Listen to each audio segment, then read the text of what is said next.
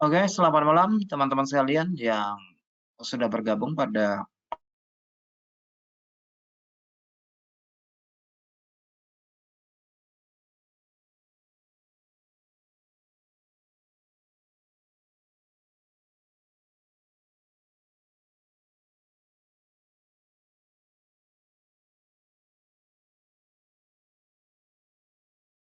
kalau disimpulkan ulang, sentimen pasar adalah sikap kesepakatan bersama atau konsensus dari investor maupun trader di dalam mengantisipasi pergerakan harga. Jadi bisa dikatakan bahwa sikap ini merupakan akumulasi dari berbagai faktor ya. Jadi faktornya bisa dari fundamental, teknikal, atau dari intermarket. Oke, termasuk di dalamnya pola pembentukan harga, rilis data ekonomi, berita global, dan sebagainya. Bahkan juga dipengaruhi oleh faktor geopolitik. Jadi sentimen pasar itu dipengaruhi banyak faktor ya. Jadi sentimen bisa positif, bisa negatif. Oke, jadi sentimen negatif memang lebih cenderung menyebabkan harga cenderung turun dan sentimen positif sering membuat pasar bergerak ke arah atas atau ke uptrend ya.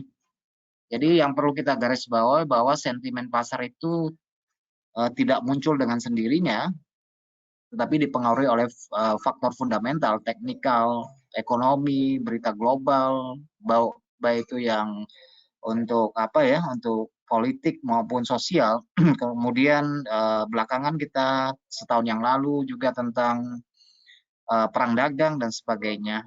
Dan hari ini mungkin tentang penyerangan ya terhadap Iran dan Syria ya, itu sentimen geopolitiknya. Oke, kali ini kita memasuki sentimen pasar yang kedua dan kita cenderung akan melihat kepada data transaksi ya. Jadi kemarin mungkin kita lihat dari kulitnya, mungkin kali ini kita akan lebih mendalam. Oke, selamat berjumpa teman-teman sekalian. Hari ini adalah hari Senin tanggal 28 Juni. Seperti biasa pukul 7.30 ini sudah lewat sekitar 2 menit. Kita akan melakukan webinar. Oke, bagi teman-teman yang belum menyaksikan videonya bisa dilihat di kanal YouTube ini. Bersama saya Adi Pangestu, analis dari Hot Forex Indonesia. Dan tanpa bosan-bosannya mengingatkan kepada teman-teman bahwa transaksi perdagangan finansial mengandung risiko yang sangat tinggi. Oleh karena itu kita harus mengatur risiko sebaik mungkin karena kebanyakan kita adalah pedagang retail, dagang kecil. Jadi faktor risiko itu harus diperhitungkan dan perlu digarisbawahi bahwa risiko itu bersifat pasti. Apapun yang kita lakukan, kita putuskan risiko itu sudah pasti. Oleh karena itu lakukan perhitungan dan kalkulasi risiko yang sanggup kita terima. Karena pergerakan pasar itu bukan suatu kepastian. Oke, yang pasti itu adalah risiko, itu yang harus diutamakan. Karena sebagai pemain retail atau pedagang kecil, modal itu menjadi sesuatu yang sangat penting. Jadi perlu dijaga terus-menerus. Oke, teman-teman sekalian, dan sentimen pasar kita memasuki pada fase tentang komitmen of trader atau COT. Jadi kita akan membahas komitmen of trader. Linknya sudah saya bagikan di kolom chat ya, di situ ya. Saya sudah bagikan linknya, jadi teman-teman bisa buka juga. Jadi komoditas yang akan kita bahas pada malam ini adalah tentang kontrak berjangka ya, jadi tentang future ya. Jadi Commodity Future Trading Commission atau CFTC itu biasanya menerbitkan laporan COT-nya, melaporkan Commitment of Trader, yaitu tentang kontrak berjangka. Dan biasanya itu dikeluarkan pada hari Jumat malam ya. Hari Jumat malamnya kita itu sekitar pukul 1 dini hari, 1.30 dini hari. Biasa itu dikeluarkan di situ. Ada di kolom chat ya, linknya itu ya. Tadi saya udah kirim, coba dicek deh. Di chatnya ya, saya di chat itu saya ada di chatnya, di ruang chat itu saya ada kirim linknya di situ, bisa dilihat di situ. Oke. Jadi dari CFTC atau Commodity Future Trading Commission atau CFTC itu biasa menerbitkan laporan COT atau Commitment of Trader setiap hari Jumat sekitar pukul 1.30 dini hari waktu Indonesia bagian barat. Jadi laporan COT itu mengukur posisi net long atau net short. Net long, net short itu posisi bersih ya, posisi bersih.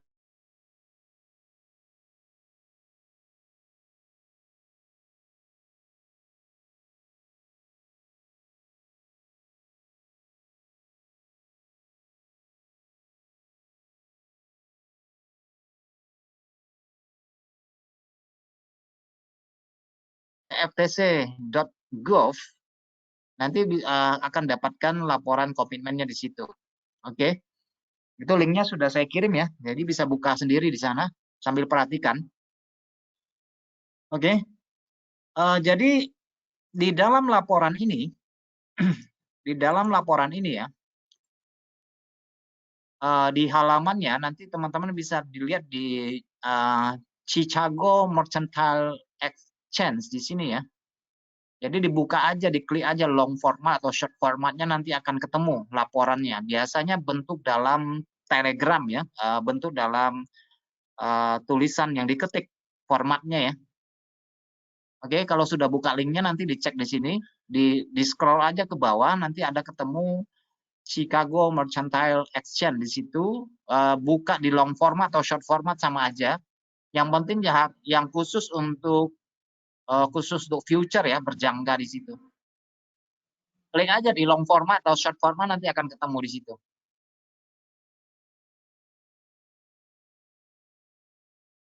Nanti akan ketemu ya di halamannya.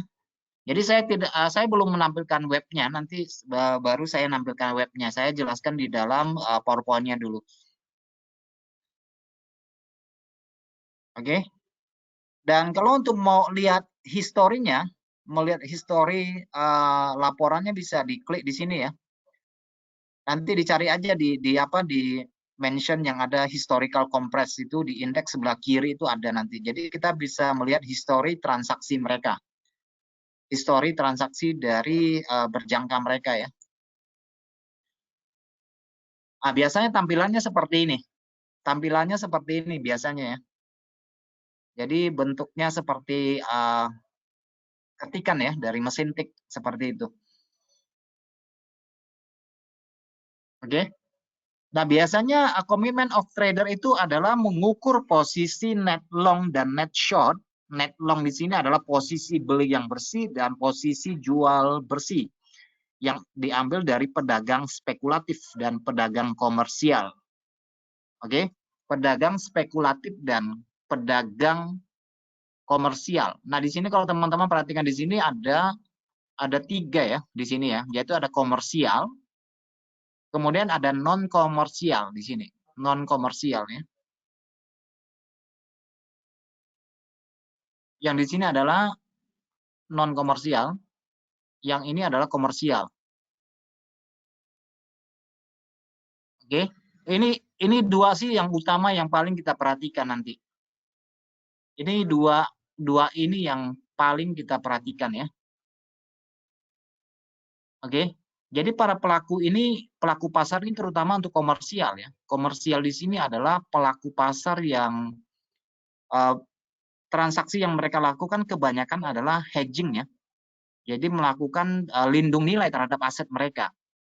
Nanti akan saya jelaskan apa itu komersial, nanti itu apa itu non komersial dan spekulan kecil itu apa. Oke, jadi satu-satu ya supaya ini materi ini memang agak-agak rada-rada tidak menyenangkan. Rada-rada agak ribet, tapi pelan-pelan ya, satu tahap demi satu tahap supaya kita sama-sama bisa belajar dari ini ya. Oke. Nah, ini adalah pasar berjangka. Mungkin teman-teman bertanya, saya kan tidak trading di pasar berjangka, saya kan tradingnya di spot market. online trading. Terus apa gunanya buat ini? Kira-kira. Nah, sebenarnya mereka inilah yang menggerakkan pasar ya. Mereka adalah interbank di sini. Oke, terutama untuk komersial dan non komersial ini ada yang paling menggerakkan pasar ada non komersial, yaitu adalah spekulan besar di sini. Spekulan besar ini yang paling berpengaruh di sini ya untuk kepentingan kita sebagai retail ini, kepentingan yang harus kita perhatikan adalah ini, yaitu non komersial. Oke. Jadi mereka itu adalah pasar yang tersentralisasi. Ya, pasar berjangka memiliki bursa. Jadi mereka tersentralisasi ya, makanya dikeluarkan oleh Chicago Mercantile Exchange. Sedangkan forex spot yang kita lakukan tidak tersentralisasi. Oke, jadi mereka punya bursa di situ ya, kita nggak punya, kita langsung aja ya, karena kita adalah transaksinya berdasarkan OTC atau over the counter ya. Jadi when you buy ya somebody pasti sell lah di situ kan, pasti ada yang beli. Jadi itu namanya OTC. Oke, jadi linknya sudah dibuka ya.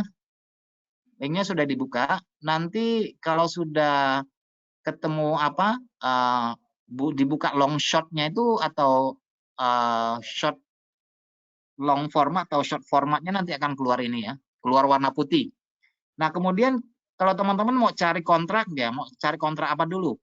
Kalau untuk kontrak euro, kalau susah scrollnya ke bawah, cukup tekan kontrol pakai huruf apalah, pakai nanti akan di linknya akan keluar di situ. Ada kotak kosong di atas itu ya, tinggal diisi.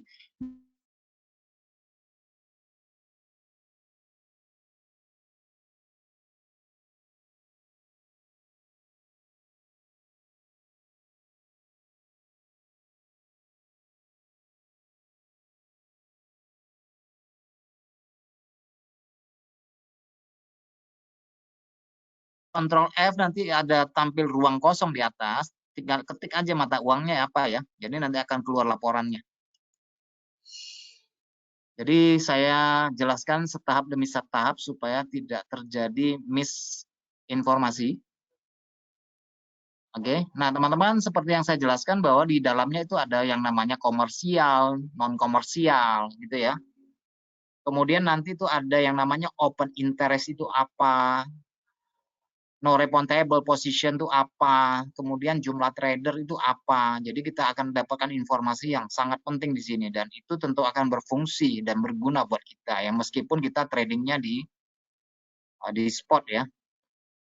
Nah, teman-teman semua, pedagang komersial yaitu yang di sini komersial ya, ini komersial ya. Kalau ada buka lihat aja di situ. Komersial ini adalah hedger ya. Komersial ini adalah hedger. Jadi bank-bank besar, perusahaan-perusahaan besar, mereka itu adalah hedger. Oke. Kemudian yang kelompok yang kedua, ini kelompok pertama ya, komersial ya. Kemudian kelompok yang kedua adalah non komersial. Non komersial ini adalah spekulan besar. Spekulan besar ya. Jadi ada di situ adalah hedge fund, pedagang besar, lembaga keuangan, spekulan besar deh. Ini big boy-nya ya, kira-kira begitu. Sedangkan yang pertama komersial ini lebih cenderung kepada lindung nilai, lindung aset biasanya begitu ya. Yang pertama ya. Jadi yang komersial ini tidak cari untung ya. Yang komersial ini tidak cari untung, yang cari untung adalah yang ini. Kemudian yang ketiga adalah pedagang eceran, spekulan kecil. Oke, jadi ada tiga ya, ada tiga pemain di situ. Saya jelaskan biasanya khususnya untuk pedagang komersil yang nomor satu ini komersil. Mereka adalah pedagang profesional dan fungsi dari mereka adalah untuk melindungi pergerakan harga yang tidak terduga. Misalnya saya kasih gambaran seperti ini ya, coba disimak ya. Saya kasih ilustrasi analoginya seperti ini. Misalnya kita ingin membeli mesin atau membeli alat berat gitu ya. Kita mau membeli alat berat misalnya kita langsung beli dari Jepang misalnya, ya kita beli dari Jepang. Dan orang Jepang itu mengharapkan kita membayarnya itu pakai yen, bukan pakai dolar misalnya kan. Dia mau terimanya terima yen, nggak mau terima dolar atau terima mata uang yang lain. Dia maunya itu yen, nggak mau yang lain. Oke, misalnya kita beli alat berat dengan Jepang. Nah, kita diharuskan untuk membayar pakai mata uang Jepang. Sementara posisi keuangan, posisi rate dari USD JPY misalnya, USD JPY misalnya kondisinya turun, USD JPY-nya turun, artinya kan yen-nya menguat ya terhadap dolar. Nah, tentu saya harus mengeluarkan uang yang lebih untuk membayar orang Jepang itu. Jadi bagaimana supaya saya bisa melindungi aset? Ya salah satu caranya saya harus membeli mata uang yen secara berjangka untuk 3 bulan ke depan. Kira-kira begitu ya. Misalnya saya beli yen atau di dalam forex spot kita lakukan sell yen ya, USD JPY ya kita sell. Artinya kan kita pegang yen ya. Misalnya untuk kontrak 3 bulan. Oke, untuk kontrak 3 bulan. Nah, selama 3 bulan misalnya sudah berlalu, ternyata USD JP-nya turunnya jauh ke bawah, tentu dong kontrak berjangka saya mengalami keuntungan kan? Saya mengalami keuntungan karena saya pegang yen di dalam hotspot di dalam spot euro USD JPY saya melakukan short, saya melakukan sell. Artinya saya pegang yen. 3 bulan ke depan misalnya posisi USD JPY turun ke bawah, yang artinya yen menguat terhadap dolar, maka kontrak berjangka forex saya itu mengalami keuntungan. Nah, keuntungan itu akan saya gunakan untuk menutupi biaya yang harus saya keluarkan untuk membayar mesin karena yen mengalami penguatan. Nah, itulah salah satu contoh untuk mengantisipasi lindungi aset gitu ya. Nah, seandainya kalau terjadi justru bukan USD JPY melemah, tetapi USD JPY-nya malah naik. Dalam hal ini berarti yen-nya melemah terhadap dolar.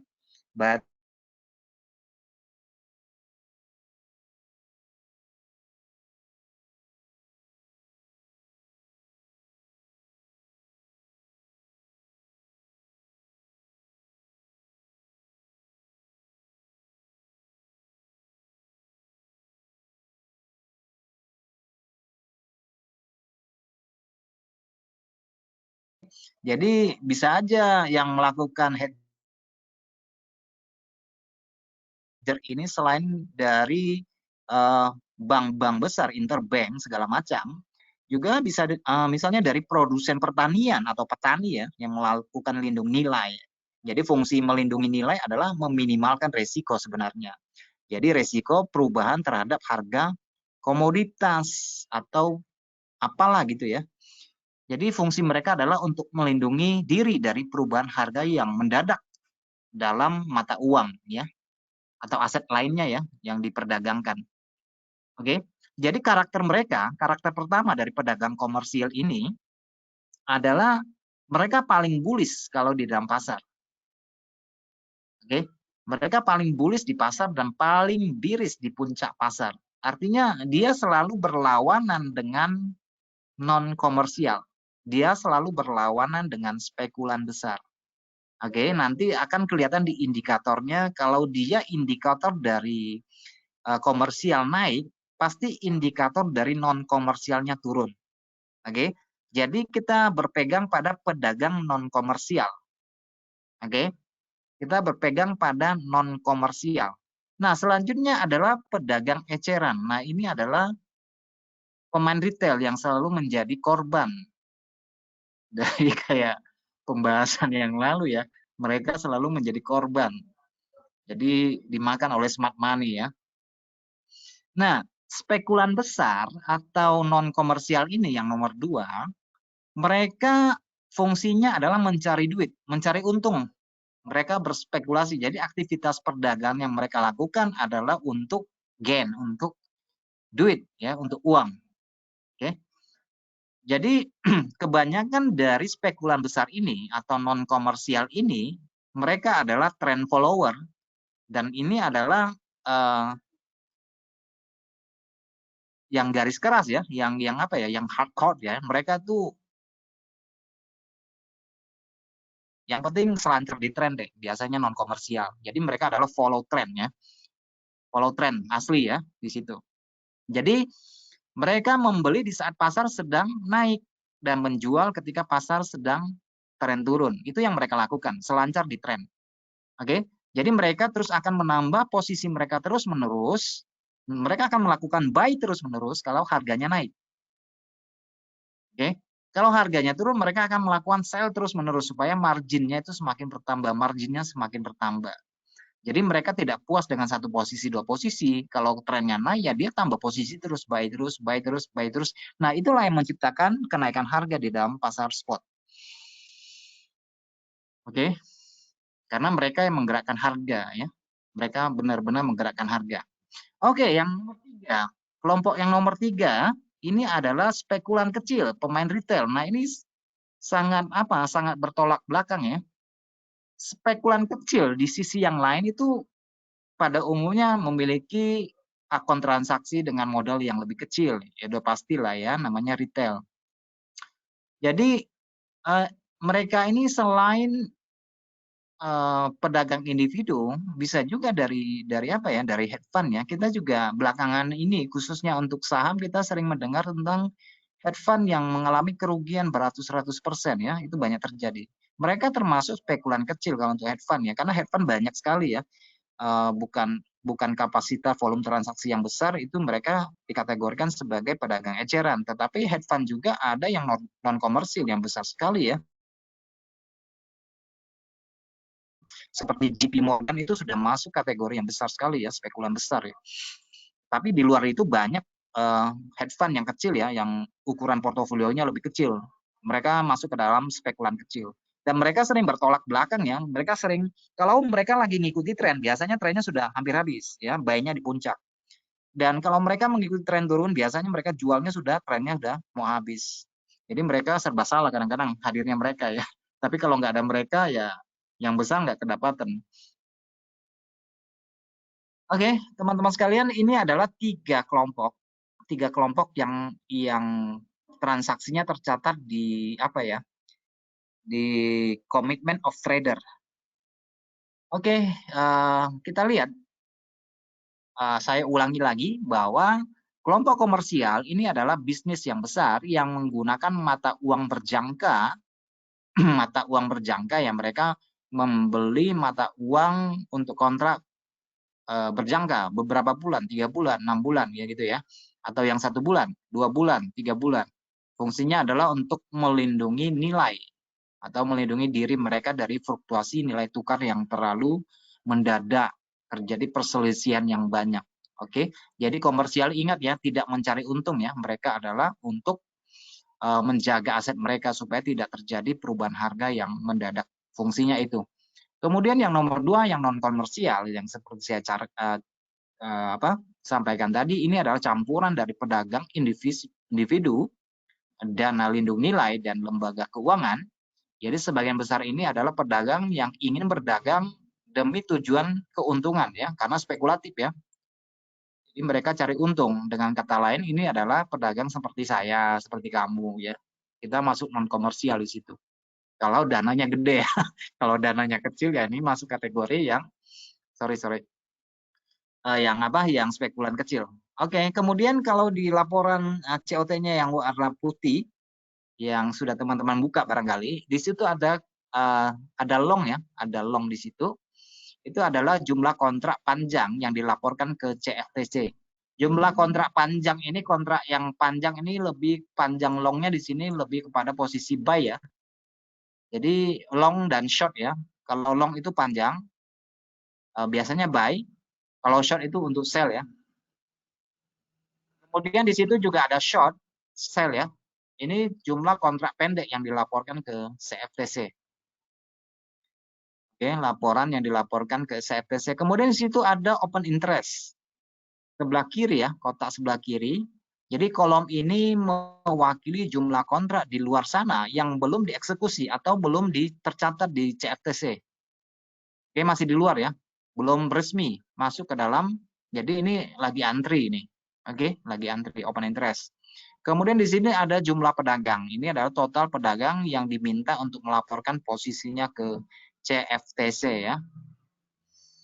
Kemudian di situ juga ada posisi yang dapat dilaporkan, yaitu jumlah opsi dan posisi berjangka yang harus dilaporkan menurut peraturan CFTC. Nah, ini beberapa rangkaian dari laporan COT yang kita lihat dari gambaran warna putih ya.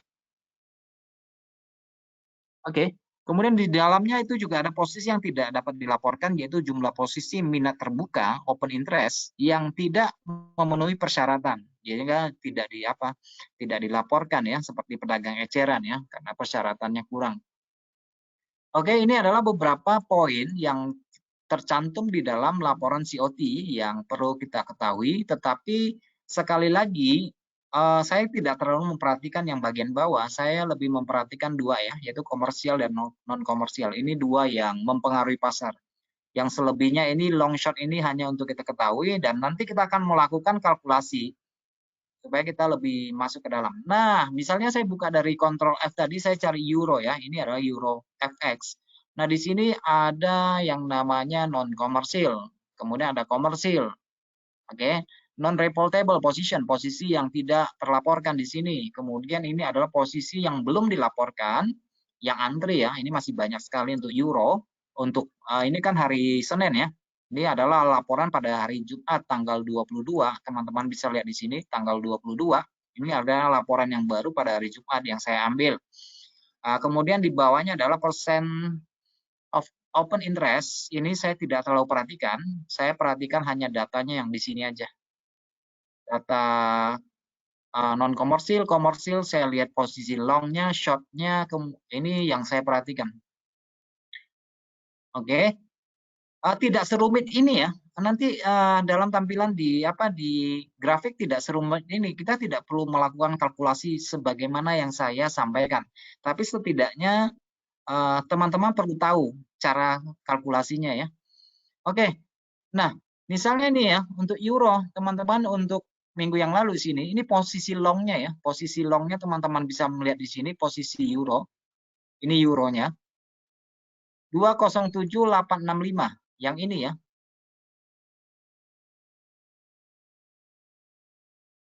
207863, sorry, 63. Oke. Kemudian ini adalah posisi belinya ya, posisi longnya ya. Kemudian minggu lalu mengalami pergeseran berkurang posisi belinya menjadi minus 2,953. Jadi dari 207863 ini sudah berkurang minggu sebelumnya ya. Jadi ini laporan terbaru yang sekarang 207863. Perubahan dari minggu lalu itu berkurang posisi belinya 2,953 juta. Ini biasanya dalam bentuk juta ya.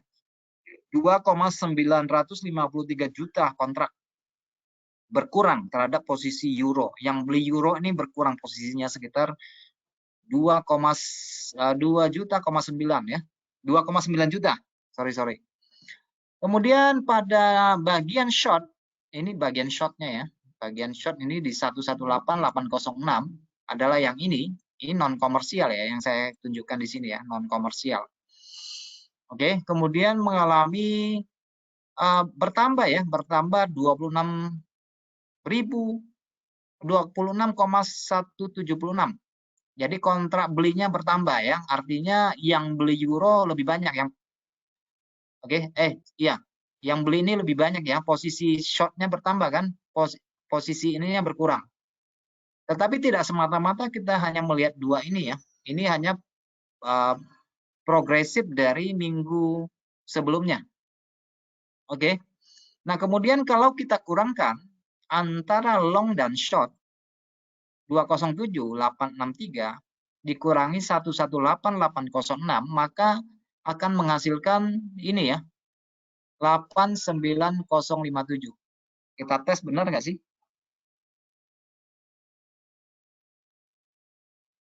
Kita cek ya, kita hitung ya. 207.863 dikurangi 118.806. Oke. Jadi ini adalah posisi dari total beli dikurangi total jual itu masih unggul 89,0,57. Nah, ini adalah posisi net long-nya ya, posisi buy-nya ya. Posisi buy-nya itu 89,057. Ini sudah berkurang banyak ya, ini sudah berkurang banyak. Oke, sudah berkurang banyak. Nah, itu yang perlu kita kalkulasi. Oke, di samping itu yang komersial ini kan pedagang besar ya. Pedagang besar ini tidak terlalu saya perhatikan juga. Tapi biasa fungsi mereka adalah untuk melindungi nilai, jadi tidak membawa pengaruh yang sangat besar di dalam transaksi yang dilakukan oleh spot market. Tetapi misalnya kalau indikatornya sama-sama naik, misalnya komersial naik, non komersial juga naik, biasa akan terjadi tren besar. Oke, tapi biasanya mereka berlawanan ya. Lebih berlawanan lagi non komersial dengan spekulan kecil. Nanti ada bisa dilihat indikatornya. Oke. Dari cara menggunakan COT ini kita biasanya memperhatikan nilai ekstrimnya ya. Nilai ekstrimnya ya, perubahan di pasarnya. Oke, di sini saya memberikan sebuah contoh dari kejadian krisis finansial tahun 2008. Di sini kalau kita perhatikan dari bulan ini saya ambilnya di chart weekly ya karena laporannya weekly. Jadi saya ngambilnya di weekly di sini. Oke.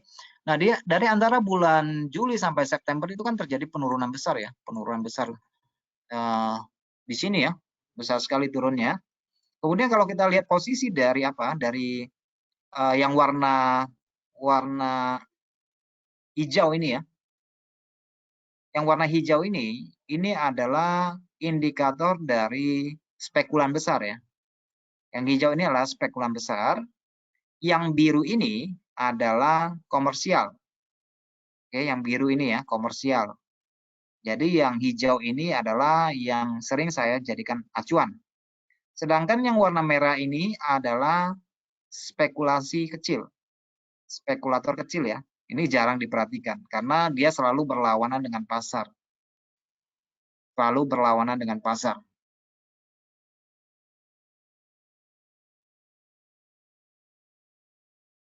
Oke, selanjutnya misalnya kalau kita perhatikan dari chart euro yang saya tampilkan ini, pada krisis finansial tahun 2008, antara bulan Juli sampai dengan September itu terjadi anjloknya harga ya terhadap pasangan mata uang Euro USD ya, khususnya untuk berjangka ya.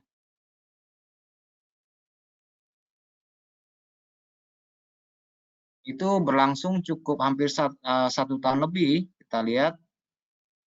Nah, kalau teman-teman perhatikan, pada posisi di sekitar bulan September ya, di bulan September ini, itu yang warna hijau itu mengalami klimaks ekstrim di sini ya. Nanti kita lihat kepada live-nya. Ini saya tidak bisa tunjukkan karena ini adalah chart-nya, chart yang yang saya buat di di template ya. Nanti di dalam teman-teman bisa lihat di situ. Nah, yang ini saya ambil dari trading view ya. Teman-teman bisa lihat di trading view nanti. Oke, kita langsung ke trading view aja sih. Lebih cocoknya situ ya.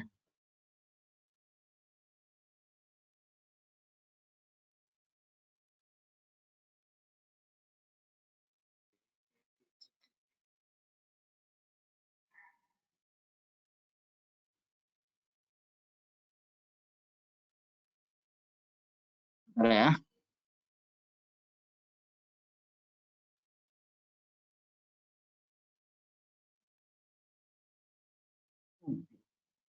Ada dua yang bisa kita gunakan sih ya.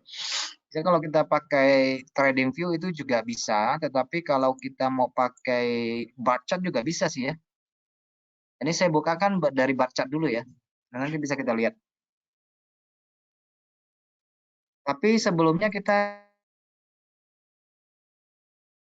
lihat ke COT-nya dulu ya, supaya kita tidak melangkah terlalu jauh. Nah tadi COT, kita lihat ke COT-nya dulu ya. Oke, kita buka dari COT-nya. Ini webnya, nanti di scroll kalau yang sudah ya udah, kalau yang belum bisa dilihat ulang di sini. Ini adalah Chicago Mercantile Exchange ya. Jadi mau buka short format atau long format sama aja, nanti laporannya sama. Nah, di sini banyak sekali laporan kontrak perdagangan, jadi dari komoditas juga ada macam-macam ya. Nah, sekarang apa yang mau kita lihat misalnya? Tadi kan kita lihat euro ya, Control F misalnya untuk cari gampangnya Control F nih, misalnya kita mau lihat pound sterling, tulis GBP aja, nanti akan keluar nih, British pound sterling di sini, kelihatan di sini, non komersial berapa, komersial berapa. Nah, posisi beli pound sterling seperti ini misalnya, itu pada minggu lalu sudah mengalami penurunan. Oke, sudah mengalami penurunan. Yang pegang long ini sudah turun ya, sedangkan posisi jualnya bertambah. Posisi jualnya bertambah untuk pound sterling ya. Itu hanya informasi dari ini menggambarkan salah satu informasi yang penting buat sentimen pasar. Jadi bisa kita terapkan, oh posisinya terjadi pergeseran berapa. Nah, kemudian di bawahnya kita bisa melihat ke yen juga bisa, kan Japanese yen, posisi non komersial yang utama yang kita perhatikan di sini. Nanti kalau sudah lihat indikatornya udah gampang, nggak usah hitung-hitung lah. Nama indikator nanti itu kurang lebih seperti RSI atau MFI, cara lihatnya itu seperti itu. Oke, indeks euro, kemudian di sini adalah euro sama BTC, sama pound sterling, kemudian EJ. Jadi semuanya ada di sini ya. Untuk yang komoditas juga ada, untuk yang emas, metal semuanya ada di sini. Ada laporan dari kontrak berjangka mereka. Oke. Nah, sekarang kita lihat kepada misalnya saya lihat dari bar chart ya.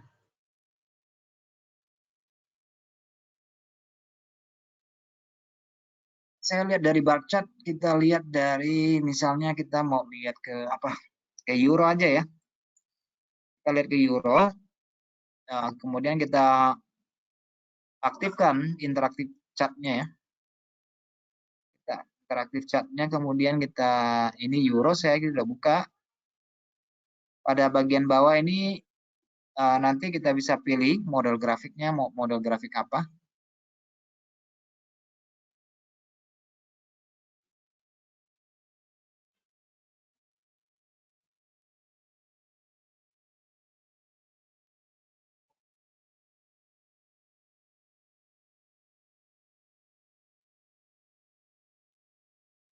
Oke, kita pilih candlestick.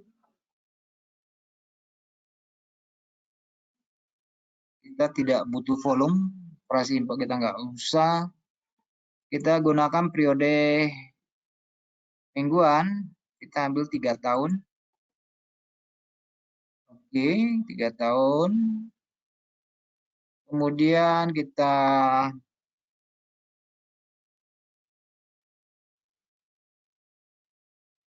draw chart dulu, nanti baru kita tambahkan indikator.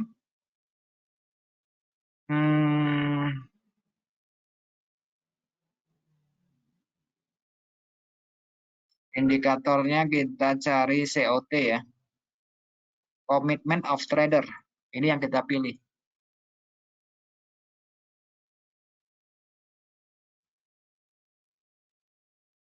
Itu sudah kelihatan tuh biasanya di sini. Oke, sudah kelihatan di sini.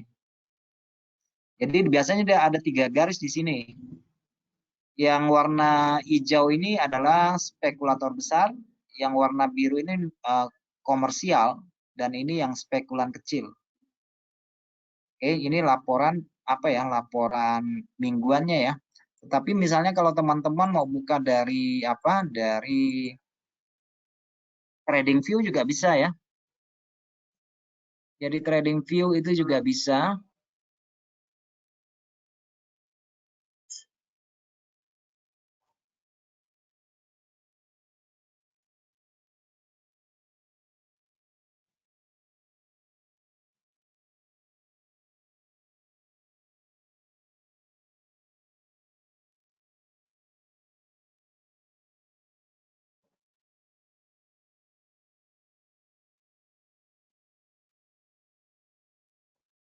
Oke, kita pilih mata uangnya dulu.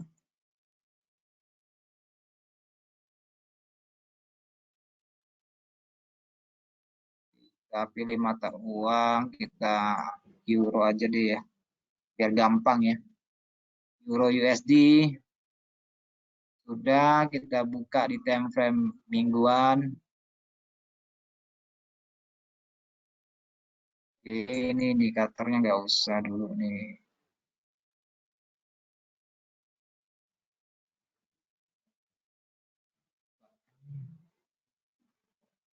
Oke, chartnya udah bersih ya. Nah, kita tambah indikator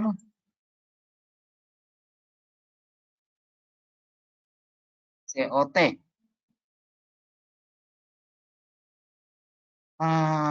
COT kita pakai net position aja ya, net position. Jadi ada 3, biasanya di situ ada 3. Oke.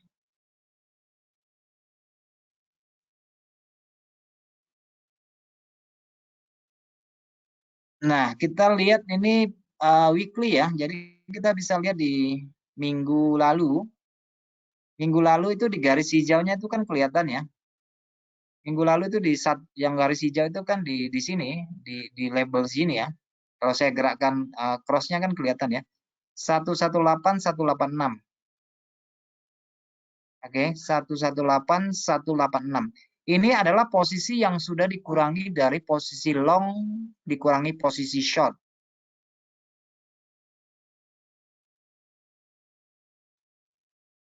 Yang ini ya, 118 ini, kita lihat ya.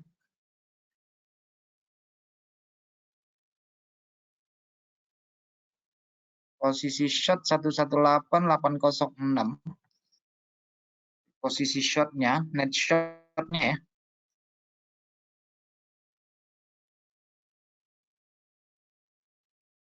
Oke. Dan yang minggu ini masih dalam perhitungan, yaitu di 89057. Dalam minggu ini ya. Ini lagi berjalan hari Senin ya. Ini kontraknya 89057. Nah, yang perlu kita perhatikan, teman-teman sekalian, yang warna hijau ini adalah spekulator besar, yang garis biru ini adalah komersial, itu bank yang lindung nilai ya. Yang merah ini adalah retail, pemain retail ya. Ini adalah pemain retail. Nah, kalau teman-teman perhatikan, oke, misalnya saya gerakan candlenya ya, nanti pada misalnya kelihatan di sini ya, kalau saya geser-geser ini, scrollnya ya, angka hijaunya berubah ya, angka hijaunya berubah. Tetapi teman-teman perhatikan ini posisinya berada di mana? Berada di 0 atau di atas 0 atau di bawah 0. Kalau posisi di bawah 0, posisinya di bawah 0, posisi indikator garis hijau ini di bawah 0, itu biasanya trennya turun. Oke. Pasti yang spekulan kecil tuh berada di atas 0. Karena mereka suka melawan tren ya. Jadi posisinya selalu berlawanan dengan pasar. Yang warna hijau ini adalah spekulator besar. Ini yang harus kita follow. Jadi akan lebih bagus kalau teman-teman lihat yang garis biru ini adalah komersial. Rata-rata indikator menunjukkan posisi kunci. Jadi rata-rata relatif tidak ada fluktuatif. Karena mereka jaga aman ya, jaga aset. Jadi mereka tidak mencari keuntungan dalam transaksi forex yang mereka lakukan. Fungsinya hanya untuk menjaga nilai asetnya supaya tidak terjadi perubahan yang signifikan. Sementara kalau posisinya harga kita geser-geser begini ya, geser-geser per candlenya, nanti teman-teman akan melihat yang warna hijau itu nilainya bertambah enggak. Kalau semakin harga turun, nilai kontraknya semakin bertambah. 18474 nih bertambah, kemudian 194, kemudian turun, makin besar. Nah, ketika terjadi kenaikan harga, nilainya akan menjadi berkurang. Tapi di dalam posisi jual ya, ini nilainya semakin berkurang, nanti sampai ke kenaikan tren, nanti teman-teman bisa melihat, dia akan terjadi perpotongan antara komersial yang besar, yang warna biru akan dipotong oleh warna hijau. Yang merah saya jarang perhatikan ya. Ya, saya perhatikan yang warna hijau sama yang warna biru. Kalau dia terjadi pemotongan dan sama-sama, apalagi sama-sama di atas 0, itu trennya panjang. Itu bisa di hold karena kita menggunakan set weekly. Kita menggunakan set weekly. Nah, teman-teman bisa melihat ketika posisinya di sini, posisi tanggal 24 April, posisi 24 April tahun 2007 itu posisi net long-nya itu minus 21 ya. Posisinya itu minus 21. Nah, kalau kita geser, ini nilainya semakin berkurang ketika dia mulai menyeberang ke titik atas 0. Jadi minus 1 poin sekian. Kemudian dia akan mulai bertambah posisinya.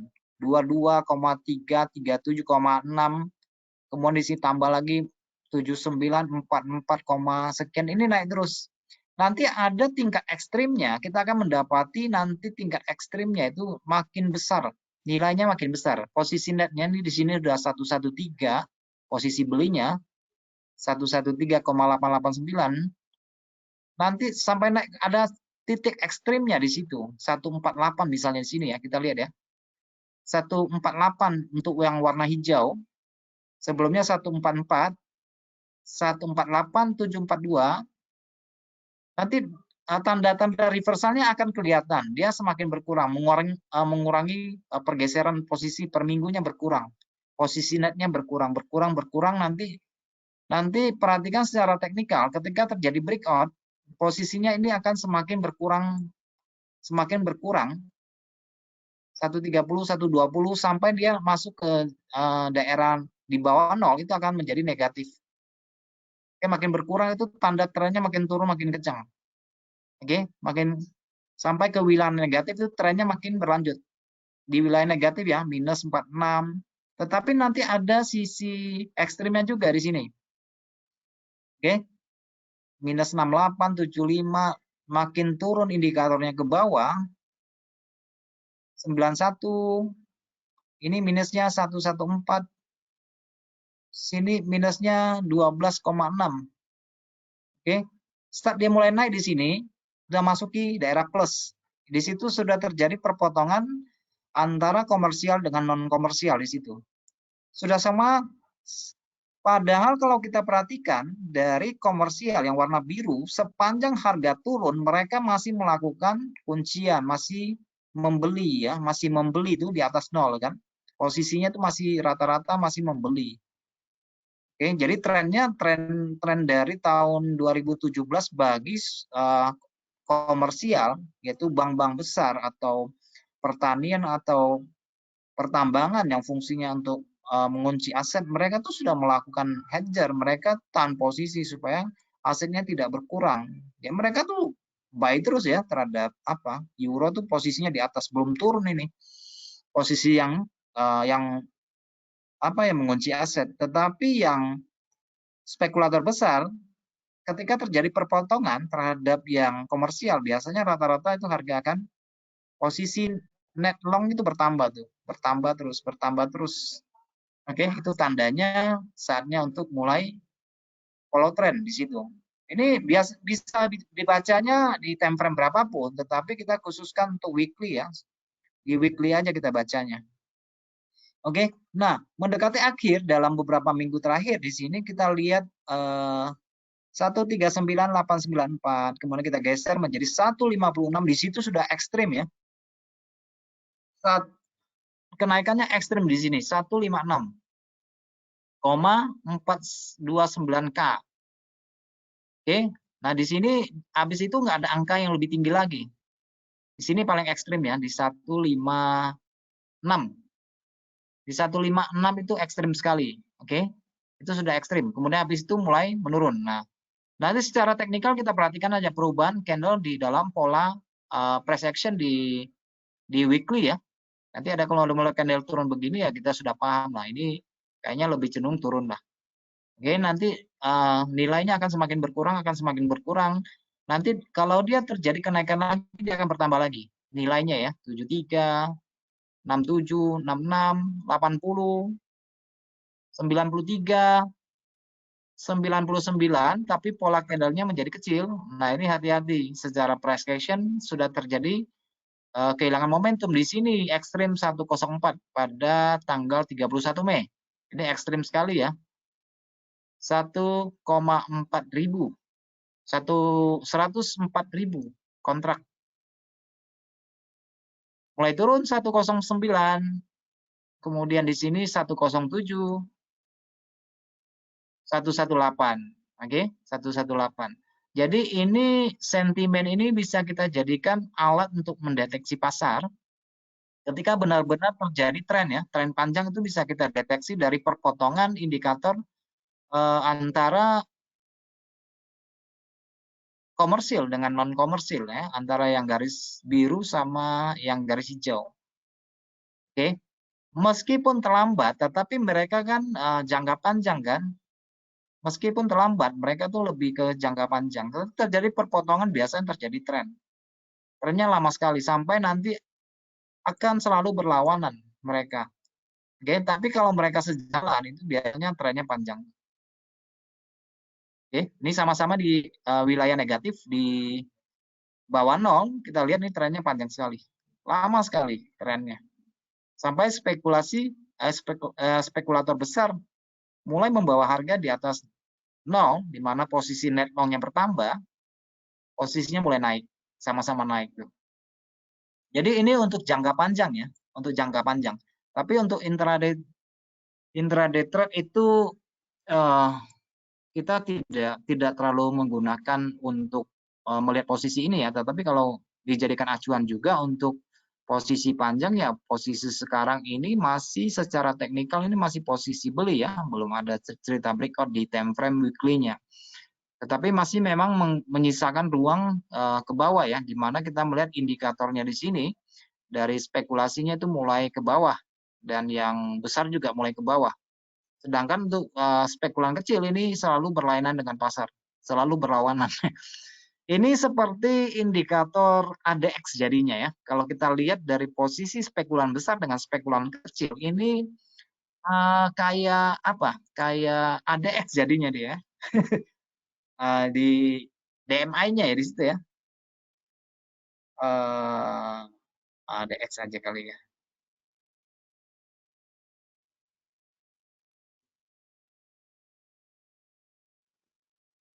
Apa ini? Kayak ADX jadinya perpotongannya ya. Kalau DMA minusnya itu berpotongan dengan DMA plusnya itu biasanya menunjukkan harganya sedang turun. Ya ini ADX ini termasuk indikator tren juga termasuk indikator sentimen. Dan COT ini ya indikator sentimen juga ya. Jadi kita tidak, kalau terlalu rumit untuk dijadikan acuan ya kita bisa pakai indikator dasar dari bawaan MetaTrader, kita bisa gunakan RSI, kita bisa gunakan stokastik, kita bisa menggunakan ADX atau ATR, itu merupakan sentimen indikator semuanya. Oke. Waduh, saya ngomongnya dari tadi nggak berhenti-berhenti ya. Hampir 1 jam ya. Ini ngomongnya ini nggak ada stop-stop. Oke. Ada yang mau ditanyakan, teman-teman sekalian? Atau cukup pusing nggak nih dengarnya nih?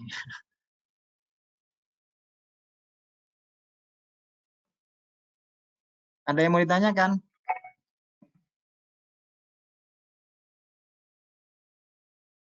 Oke, jadi ini salah satu alat pandu ya, alat pandu aja untuk melihat untuk jangka panjang. Yang menurut saya ini sangat penting sekali karena itu merupakan posisi dari pemain inti semua ya. Mereka tuh pemain inti ya, jadi bukan pemain cadangan. Jadi itu penting sekali untuk melihat jangka panjangnya. Oke, kalau sempat ya dibuka lah, dilihat karena bagaimanapun itu apa ya, penting ya, penting untuk kita. Misalnya sekarang kita buka posisi nggak usah euro deh, kita lihat apa ya? Kita lihat emas kali ya. Emas itu apa logonya nih? XAU ya. Nah, kita lihat XAU bisa nggak nih?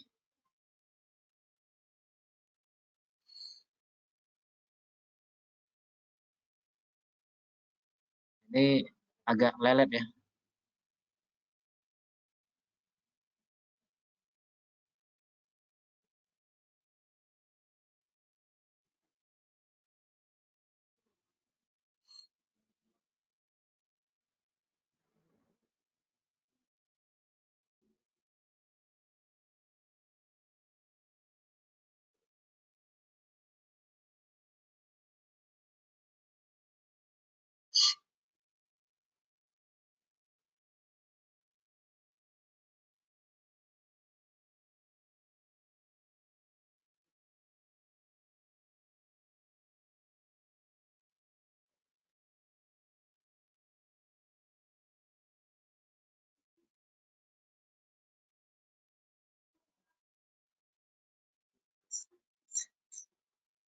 Metal dan lainnya. Metal mungkin termasuk palladium, platinum, silver, gold, ya kan?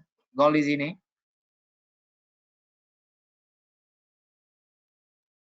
Posisi kontrak untuk panjang 14480, posisi net longnya ya. Posisi shortnya yang jual ini lebih sedikit nih. Oke. Yang minggu lalu aja yang jual sudah berkurang nih. Yang jual emas sudah berkurang, tetapi yang beli emas nih hanya berkurang sedikit, hanya minus 725 kontrak. Oke, jadi posisinya itu lebih positif ya, untuk emas itu positif ya. Kalau kita lihat dari pergeseran nilai kontrak dari 100 troy ya. Oke, kontrak emas dalam ukuran 100 troy ounce. Oke, jadi terjadi pergeseran sedikit, tidak terlalu banyak ya. Tetapi open interest yang belum masuk itu banyak sekali ya, yang masih antri untuk dilaporkan ini masih banyak sekali di sini.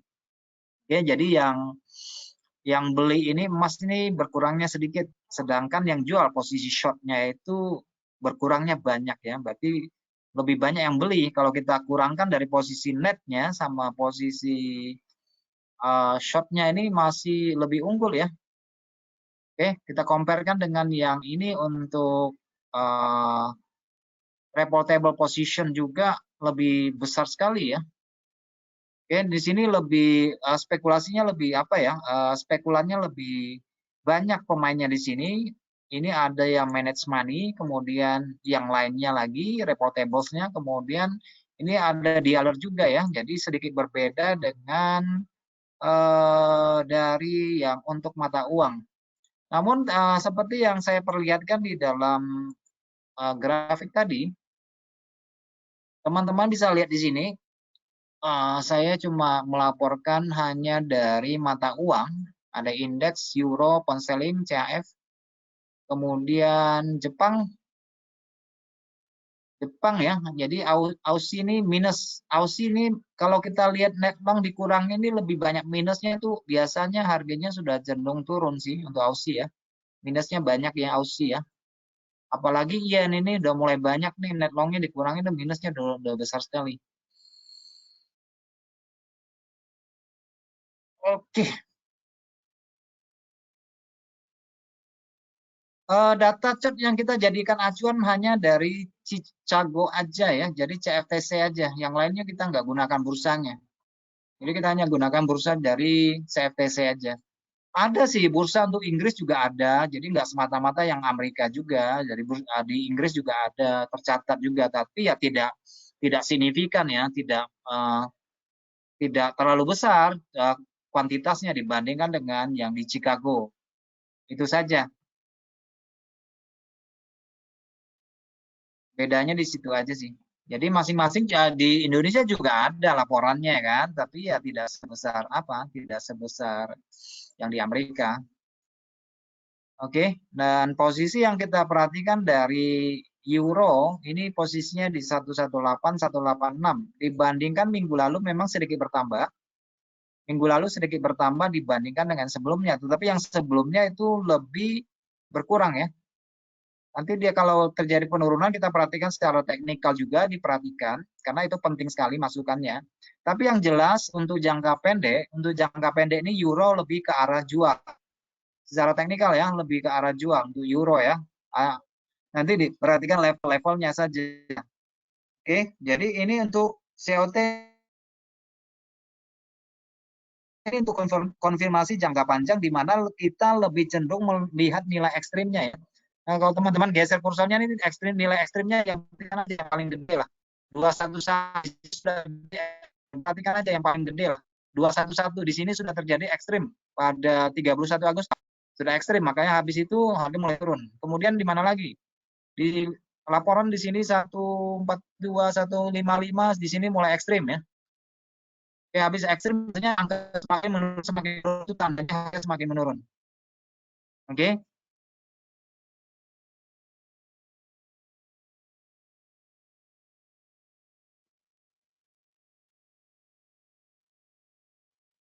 Oke, jadi oke. Kalau untuk perubahan posisi itu penting ya. Untuk posisi netnya sih sebenarnya kan kalau net itu kan data yang sudah masuk ke dalam. Posisi net itu adalah posisi yang sudah memang masuk ke dalam. Jadi bukan merupakan apa ya data yang masih ditangguhkan karena di situ kan dijelaskan ada open interest segala macam kan di sini ya. Kalau kita lihat kembali ke daerah sini. Jadi di situ kan netnya itu sudah merupakan fix yang sudah tercatat kontraknya. Padahal yang menteri juga masih banyak ya, open interest-nya masih banyak di situ. Masih banyak sekali di situ.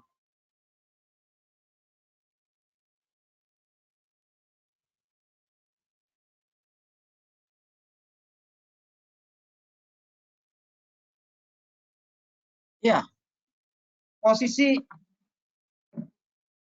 posisi perubahannya itu penting karena dalam setiap minggu itu kan nanti kita bisa melihat. Nah, kalau untuk melihat datanya ini kan data sekarang ya. Kalau misalnya nanti teman-teman mau memperdalam lagi, nanti bisa lihat di historinya, histori dari di sini ya. Market report itu ya ada historicalnya historical compressnya di sini. Saya bisa copy enggak nih.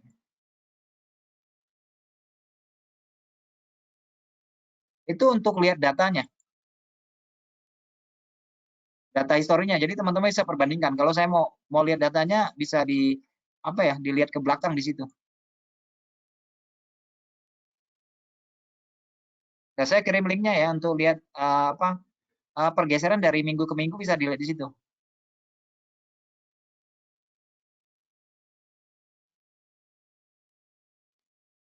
Oke, mungkin teman-teman sedikit asing ya sering dengar tapi jarang memperhatikan posisi dari posisi net itu ya, spekulan besar maupun yang untuk komersil. Nah, atau yang baru tahu ini difungsikan untuk jangka panjang ya. Jadi kalau untuk melihat indikatornya bisa buka ini bisa di-download sih sebenarnya untuk untuk indikatornya di MetaTrader. Cuma masalahnya berat sekali. Ya. Masalahnya berat sekali karena dia harus menggunakan MQL2. Jadi kalau kita gunakan MetaTrader itu ada tambahan data lagi karena kan kita harus connect kan. Jadi nggak bisa di-download ini data ini bukan diperoleh dari grafik. Data dari COT indikator ini bukan diperoleh dari harga grafik di sini ya teman-teman sekalian. Jadi jangan nanti di-download MetaTrader 4 ini butuh tambahan data dari MQL2. Jadi agak repot memang. Jadi makanya saya bukanya di TradingView atau bukanya di bar chart itu bisa langsung kita karena mereka kan sudah ada datanya kan. Kalau kita nggak punya datanya. Jadi ini berbeda sekali karena ini kontrak berjangkanya ya. Sedangkan yang kita lihat ini adalah spot. Yang kita lihat di sini adalah spot market. Sedangkan ini yang bawah ini yang berjangka. Kontrak berjangkanya, future-nya ya. Untuk 3 bulan lah, 6 bulan segala nggak tahu lah yang itu berjangka lah bisa 1 bulan 2 bulan dimasukin semua macam lah oke ini yang berjangka jadi datanya tuh bukan dari data ini datanya tuh dari Chicago itu yang makanya dapat indikator ini Kalau kita cari di bawaan MetaTrader ya sampai kucing bertanduk ya nggak ketemu apa indikator COT-nya.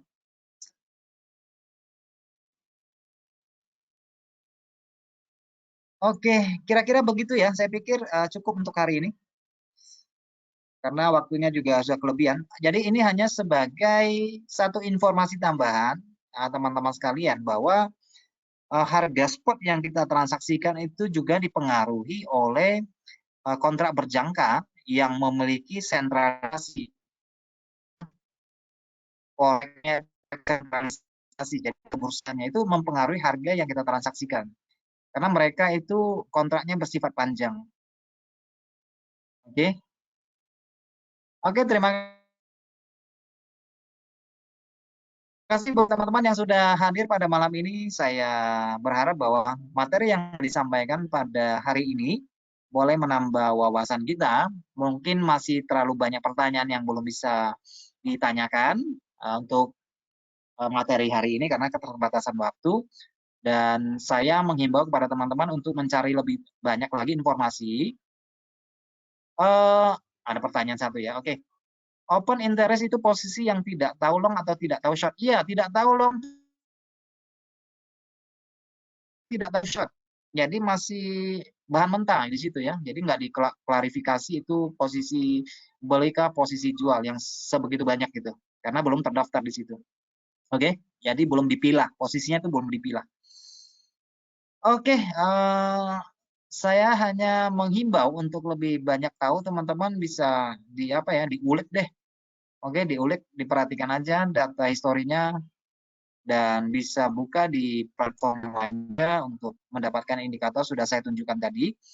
Dan kiranya materi yang saya sampaikan pada malam ini walaupun hanya kulit luarnya saja, setidaknya menambah wawasan kita ke depan bahwa pada transaksi forex selain indikator yang kita punya ternyata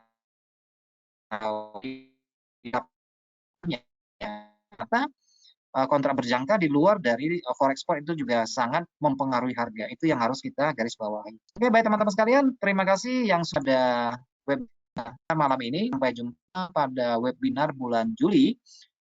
Webinar minggu pertama seperti biasa akan kita isi dengan analisa dan pemetaan pasar, kemudian ada volatilitas, kemudian ada indikator ATR, dan ada strategi juga nantinya. Oke, silakan registrasi bagi teman-teman yang belum registrasi. Dan selamat malam, sudah bersama-sama kita pada malam ini. Sampai jumpa pada webinar berikutnya.